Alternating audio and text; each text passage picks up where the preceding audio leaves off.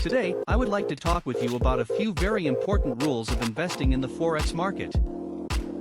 If you follow these rules, you will most surely come out on the winning side in the long run. Rule number 1 is never risk more money than you can afford to lose. No trader is perfect. You are going to have losing trades. There is no system you can learn that wins all the time. So expect to lose some money. Rule number 2 is to cut your losses short and let your winners compound to greater gains. The secret to not losing your shirt is to use stop-loss orders consistently and not let your emotions rule your trading. It's better to lose a little and get out of a trade than to hope that things will turn around and suffer a devastating loss. If you are using the proper techniques and strategies on how to trade, you can usually tell right away if your trade is going in the right direction. If it's not, get out of the trade. There are always more opportunities to get into the market and try again.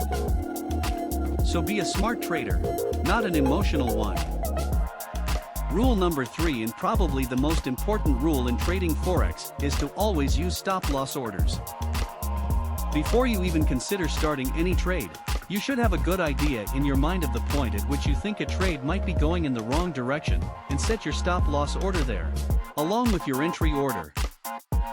This way you automatically prevent a potential loss from going too far. Stop-loss orders are free. They don't cost you anything, and they may save more than your peace of mind. Rule number 4 is to know what your exit point will be before you get into a trade. There are many good reasons for this. It's easy to get sidetracked when you are doing live trading and get caught up in all the excitement. Chances of making bad decisions go up dramatically if you do not have a predetermined exit point. Rule number 5 is to know when to quit. Don't become a gambler with your money. If you start having a streak of bad luck, get out of live trading and go practice with a demo account until you gain back your confidence.